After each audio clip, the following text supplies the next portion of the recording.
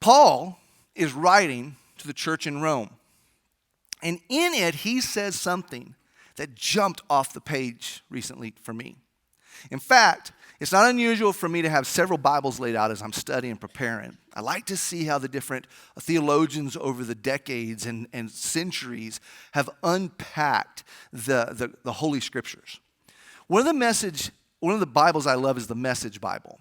Some people aren't big fans of it, but Eugene Patterson was a great pastor, and he was the one who put the Bible into a really easy to read translation.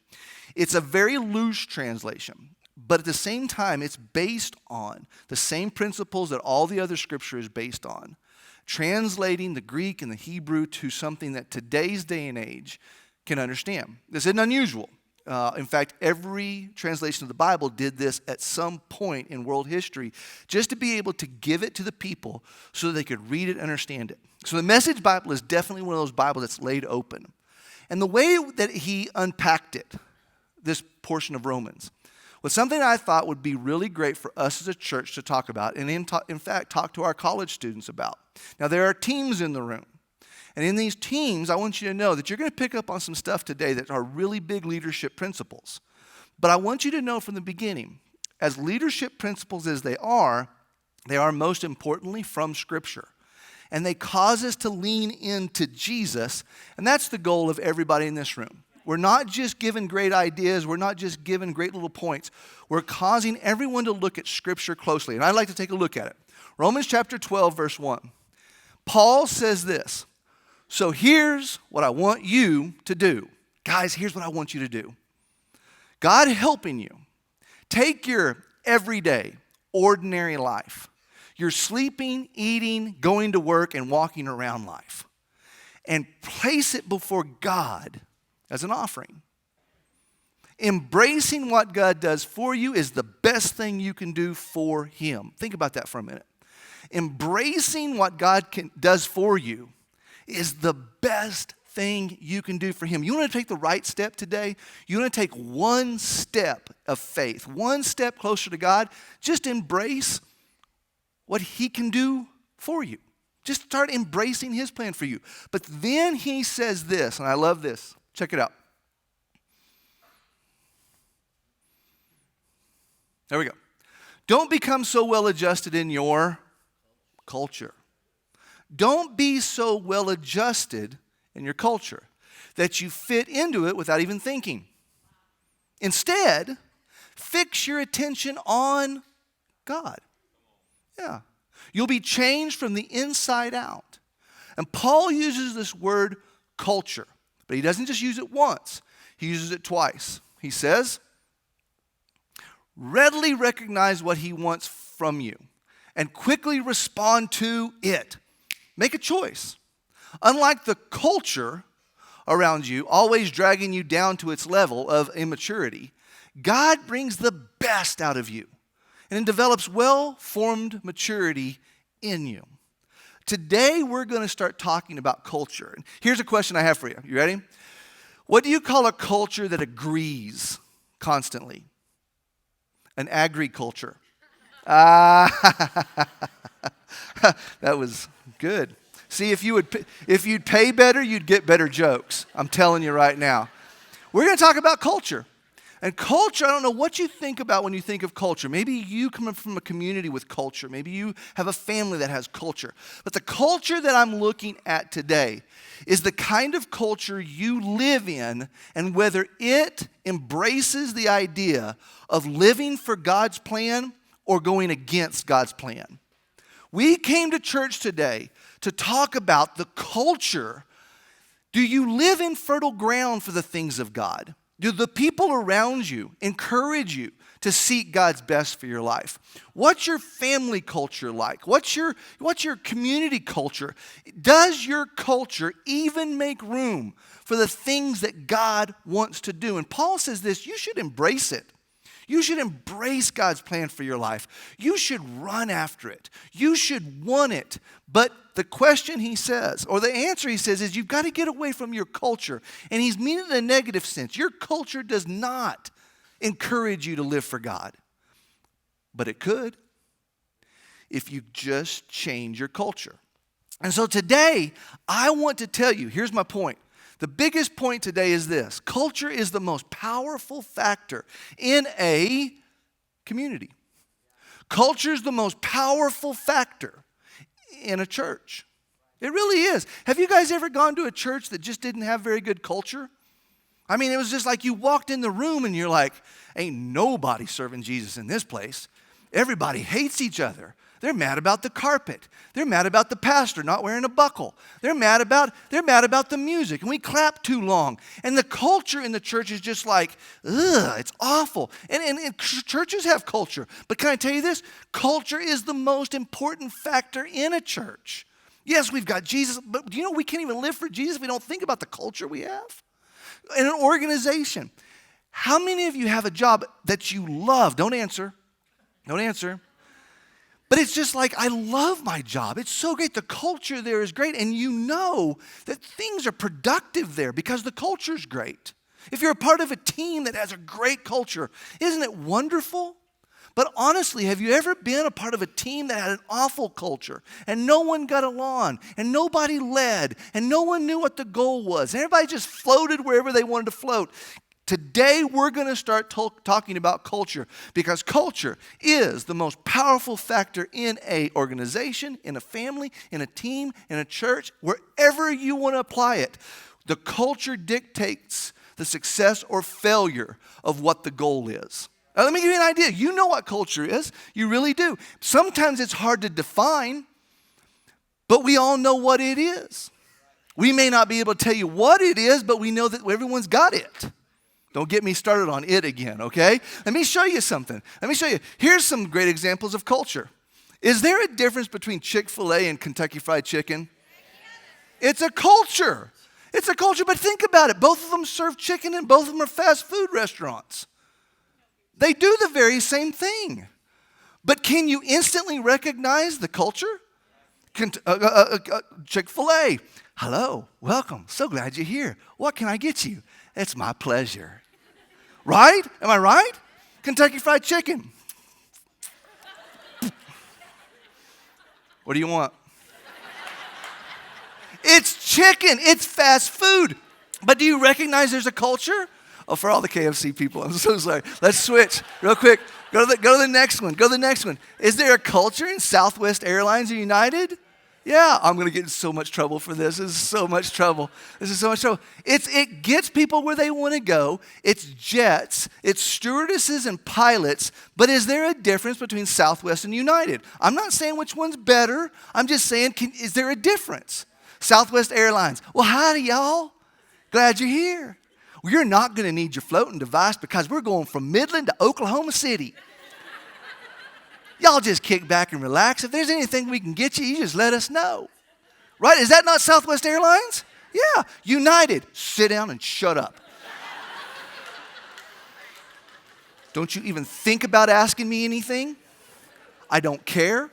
We have one goal and to get you there safely. Dude, we are going to be flying at 30,000 feet. This is not a time to play around. That's so awful. Corey, I'm so sorry. I'm so sorry, Corey. Listen, there is a culture. You feel it. You recognize it. But now let's take this and let's just think about it. The real thing I want you to recognize, there's a culture all around us. Do you live in a culture with the people around you to be able to receive what God has for you and it even have a chance to turn into something that would be the kingdom of God and life and future and eternity and joy and peace and love? So culture is a big thing. But here's the question. You ready for the question? The question is this. What the heck is a culture? Well, I've been working on this for weeks. I've narrowed it down to where we're going to go with this, and I really want you to think about it. A culture has everything to do with your beliefs, your values, the rules. We all got to play by the same rules. We got to know what the rules are. A culture that has the same rules really can flow in the right direction. And style. Style not meaning how you dress and that kind of stuff. Style being how do we do things? how do we operate? How do we function?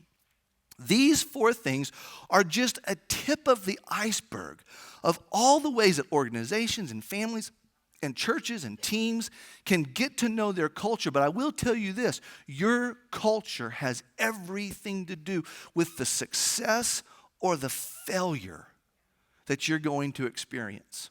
And don't think it doesn't. As a team, you guys should know this. You girls should know this. Your culture has everything to do with whether everybody's on the same page or not. Your team has everything to do with where we're going and what's going on. But do you realize this church has a culture too? And if we just assume, we'll never get anywhere. But when we start paying attention to what is the culture at Cowboy Junction, we can start tapping into the things that God is asking us to embrace, and we all start embracing it together. Let me just tell you, did y'all know that 95% of employees would rather work for an organization that has a healthy culture than one that gives them great compensation? I've been studying all this. 95% of employees doesn't even think about compensation. They just want to work at a place that they enjoy to go to every day. That's how important culture is. Think about this. Do you know that culture, it's really interesting. Culture, you can walk into any organization and instantly you can recognize if there's a good culture there or a bad culture. Wouldn't you agree? Just walk right in. Well, let's talk about your family during Christmas. Can anybody walk into your family and go, this is awesome? Or they walk in and go, where's the exit? Everybody has a culture. Did y'all know that it doesn't matter what your strategy is, where you want to end up, the goal, the finish line? Your culture will eat your strategy for breakfast, and we don't even realize it. Every family has a culture. Every organization has a culture. Every church, every team has a culture. And Paul is trying to explain this to the Romans, and this is why he says this. Don't become so well adjusted to your culture that you fit into it without even thinking. Don't think that you can just grow in God if you don't start thinking about where you're trying to grow in God. Instead, fix your attention on God. You'll be changed from the inside out. And then he says this. Readily recognize, and I read this a minute ago, but it means something now, that he wants what he wants from you and quickly respond to it. Unlike the culture around you, always dragging you down to its level of immaturity. God brings the best out of you, develops well-formed maturity in you. And I started with the second verse, went to the third. Let's go back to the first verse now. And it said this. So here's what I want you to do. God helping you. Take your everyday, ordinary life, your sleeping, eating, going to work, and walking around life, and place it before God as an offering. Embracing what does God want for you is the best thing you can do for him. Let's talk about how to build a healthy culture. You're going to see where we're going at the end of this message today. You're going to see where we're going for the next 5 weeks. But if you're here today and you go, okay, well, I don't know if I like my culture. So Pastor Ty, how do you build a healthy culture? Here's one way. You do it by recognizing that leaders define a culture.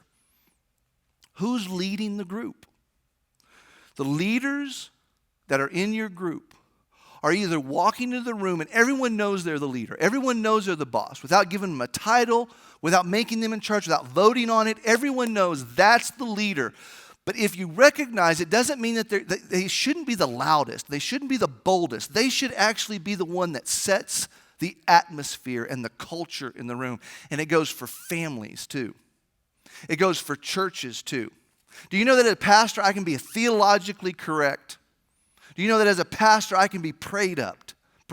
I can do everything I'm supposed to do. But I have a very important job at this church. My atmosphere and my culture that I set for everybody else has as much to do with anything else I'm supposed to do at this church. And if I come in and I just bring the place down, if I come in and I just kick stools out from under people, if I just come in and make you look stupid, I may be theologically correct, but I am nowhere close to the heart of God. Come on, let's think about this. That's just a church.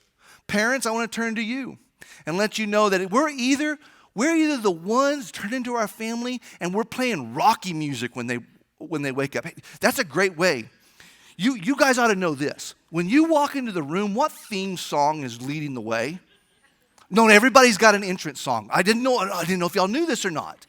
I hope my entrance song is like when the doors fly open and Ty walks through the room and everybody goes, "It's Ty." I hope you hear the Rocky theme song. Dun dun dun dun dun dun dun dun dun dun dun dun dun. I hope some people go, "Oh yeah, devil, you about to get it. Ty done walked in the room." That's how I want my atmosphere to be. Does that make sense?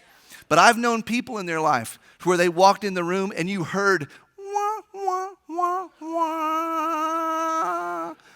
No, seriously. Do y'all know that person?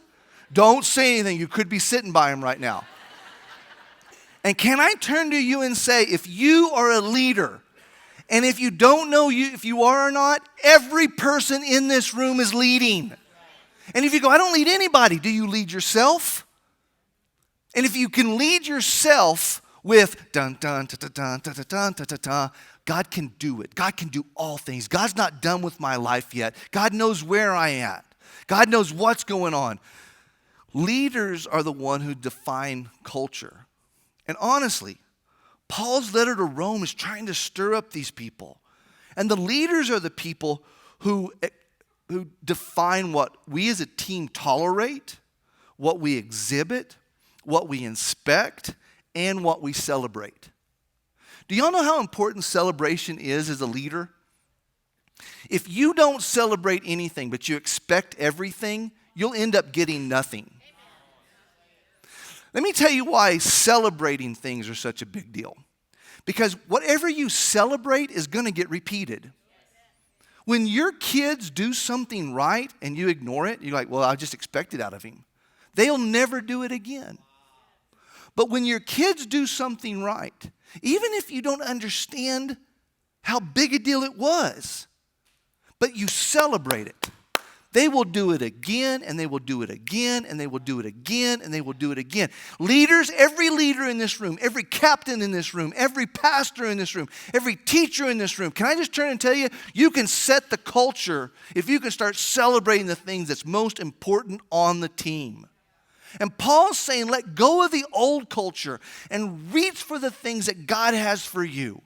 Who's celebrating that in your life? And are you celebrating that in your life? The things you tolerate, exhibit, inspect, and celebrate.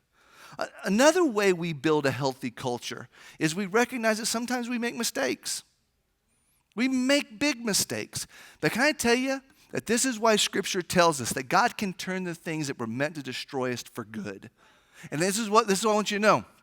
Violated values actually create better values. And so if you're like, "Well, we suck as a team. We stink as a church. Everybody hates each other." That's a great place to start. And when someone says, "I don't want to live like this anymore," I didn't start following Jesus so that we could all be miserable now. I don't want to live in that culture. I don't want to get married so that we can fight. I want to have kids so that we can be frustrated that we had them. Now, that's funny right there. That's so funny. The kids are like, "I don't get it." We all get it. We all get it. I didn't move all the way to southeastern New Mexico to join a team and then not any of us be on the same team. I'm not saying that you guys, I've just been on those teams before. But at some point, someone's got to say, "I know where we went wrong. Now let's figure out what the opposite is and make that our value and create better values." It's possible to completely change the stories. And can I turn and tell you guys, telling your stories can be one of the greatest ways to build culture. To sit down with your family and say, "Hey guys, our family hadn't always been like this. In fact, before you guys were here, before you were, adults, this is how our culture used to be."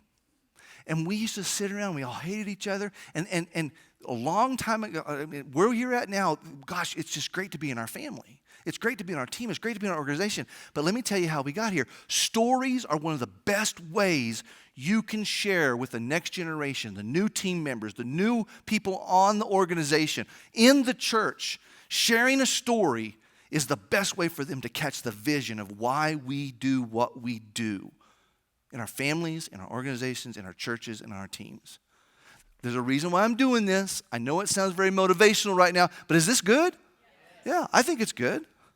Next one.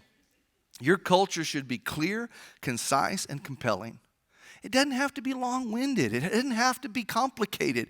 It shouldn't be a 3-step program to have the great culture in your family. That's not. It should just be simply, we love God, we love people, and there's no limits to what we can do. Have you ever heard that one before? It's how we close every message. It's our mission statement here. It's simple. It's easy. What did we all come here today for? To love God. Yeah. Do y'all not think that's the most important thing that we could do in our lifetime? To love God, to honor Him, to treat Him with respect, to thank Him, to worship Him, to glorify Him, to live for Him, to love God. What's the second one? To love His people. You know why people are important? Because they're important to God. People are very important. For everybody that's wanting to live in Alaska, don't. We got people to love here. And if we can do these two things, there's no limit to what God can do in our life. It's simple. It's easy, to the point. What's your mission statement? And if you have a mission statement and you know where you're going, then you've developed a culture in your life to where you can recognize where some things can be planted, and we're believing God for big things. But the last thing, it's not the last thing, but it's a pretty good thing. Culture's, it's best caught than taught. Okay, let's just face it, we can get legalistic on rules. Like, we don't do that. Well, listen, I've seen the leaders that said we didn't do it, but they did it anyway. Amen. And we have to recognize that people are watching. Parents, you know the best way to build a culture in your family? Just live it. Just live it. It's so hard to talk to my kids. I know. So just go live it. It's not against teaching. It's not against sitting them down and explaining things. Tell them stories. That's not what I'm saying. I'm just saying you don't have to come with a list of rules for what we're going to start doing as a family. We can just simply start living as a boss. We can just start living as a pastor. We can start living as a dad, living as a mom, living as a coach. And these things are generally caught more than taught. Your family culture is so important. And I want you to realize these things are also nurtured instead of mandated. Your kids are going to get in trouble. And you don't need to make more rules for their life. You just simply need to sit them down and cultivate in them. This is why this is important for us to talk about. This is important. So, all of this is so important. It's the reasons why today is worth talking about. And to tell you the truth, it's time for me to reveal where we're going to go in the next couple of weeks, okay?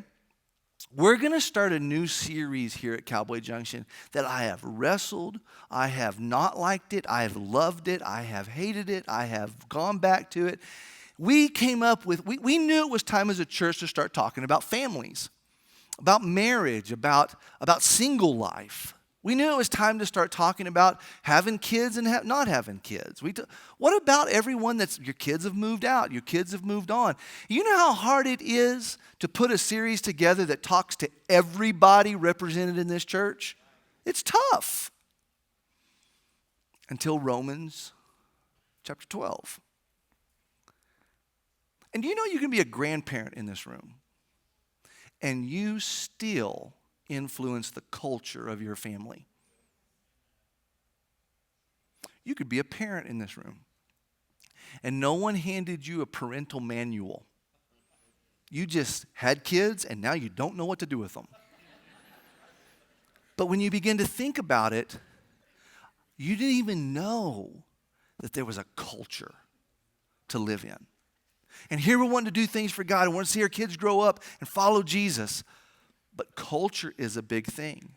Marriage, Isn't it funny that when you were dating, you didn't even know that Twitter-pated feeling you felt inside your heart when you were just getting to know each other, and neither of you would hang up the phone? No, you hang up. No, you hang up. No, you hang up. And this culture of attractiveness and this culture of I could build a future with this person and this culture of love was just so cool. And then you got married and you're like, where'd the culture go? And that's worth talking about.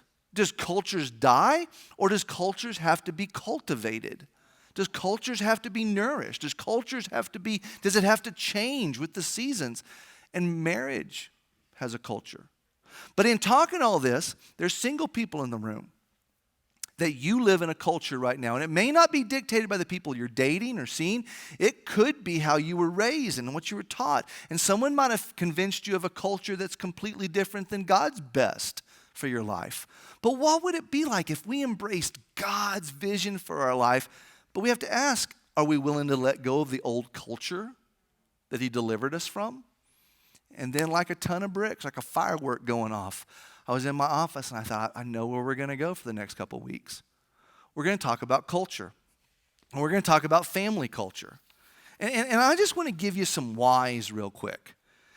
This is the win for me. If in 5 weeks these things begin to happen in families, what if we begin to raise the satisfaction level in our families? What if your kids, your wife, your husband, your grandparents, all the people in the family, we begin to raise the satisfaction level? And what if you heard people in your family make this statement? I am so glad I'm in this family. I am so stinking glad I was born in this family. Because you know what this sounds a whole lot better than the flip side. I wish I was never born in this family. These people are nuts. These people are crazy. These people just drag me down. I can't wait till I get to move off. And that's the dad.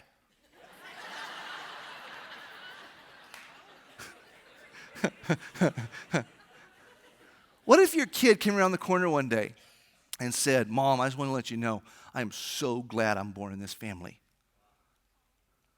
Yeah. What if you were doing something and you saw your kids over there talking to their kids, and one of your kids turned to all of his friends and said, dude, my family rocks. I mean, we're not perfect. We're not great. But seriously, we believe in each other. The culture in our family is so stinking cool. Well, what if it was something that you began to see because the culture changed in your family? You began to lock arms and became unified. And if somebody turned to your family and said, why do you like your family so much? What if they made this sentence? We know where we're going as a family, and we've got each other's backs. Now, you may say, oh, we fight in our family. I'm not sounding like you fight to defend each other. It's like someone robs the bank and everybody's there to defend them. That's not what I'm talking about. I'm talking about we're living for Jesus. We're chasing after God. And we know where we're going. And we got each other's backs in it. I think this is worth thinking and dreaming about. This would be the win. This is a pastor's what gets me excited. If I got these emails, you're not going to believe what we talked about the other day as a family. I think it would be so cool if your family knew the vision and the faith and the rules and the expectations so well that they would begin to differentiate themselves from each other, from other people. And you would start hearing them say, hey, listen, we love everybody, but we don't live like everybody else. In our family, we don't have a list of rules. We just know where we're going, and we got each other's backs, and we just don't live like everybody else. And you as a parent would sit back and go, I didn't make a rule for my kid. I know you didn't make a rule. You built a culture. You built a culture. And some of us don't know what to do in our families anymore. And maybe for the next 5 weeks, we talk about the culture in our family and where we're going. What if there was this sense of team? And we just began to simply work together. And we realized that we win. We win as a team when we work together. You know what's funny about this? Let me just tell you real quick. We win by working as a team, but you know, people love playing on winning teams. And did you know, and if you don't believe me, try playing on a losing team. Yeah. It's like, don't you just love losing? No, I don't. But do you realize that winning teams, talking about your family, they're going to attract people. And have you ever thought for a minute that your family culture has a lot to do with the type of person your son's going to marry? And her being attracted to your family. Do you ever think about the guy that your daughter's going to marry? Your family culture has a lot to do with him going, I'm in love with her, I like her, but I haven't seen her family yet. Wouldn't you want him to come meet your family for the first time and realize this is a team that's not perfect, but they love Jesus and they know where they're going and they work together. They've got each other's backs. And this is a culture that I could see spending the rest of my life with. There's going to be mentors that your kids need in their life, but your family culture is going to lead them towards those mentors, and those mentors recognize the value in your family members. They recognize that they pay attention. They recognize that they value wisdom. They value good information, and the mentor ends up giving them more. Not like some families, where they like, the man's trying to get us. The man's trying to knock us down. And if we teach people in our family how to hate everybody, they'll end up being nobody who's going to lift us out of where our family's at. That's pretty rich. That's pretty rich right there. We want to attract the right people, the mentors, the employees, the business partners, because we know the do's and the don'ts, and we know the no's and the yeses.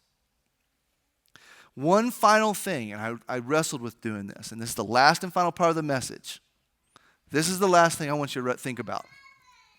What if your family began to say, in our family, we have healthy, high-performance people in our family? Now, the reason why I wrestled with this is because there are people who say, well, we're healthy, but we're not high-performing. Is that going to be what we talk about now? Hang on. I want to see your family be everything God's called it to be.